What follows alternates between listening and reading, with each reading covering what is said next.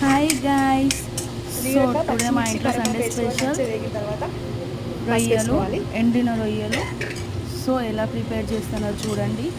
కారం ఫ్రై చేసుకొని చాలా బాగుంటుంది టేస్ట్. ఓకేనా? టమాటాలు, కొత్తిమీర వేసుకోవాలి. నెక్స్ట్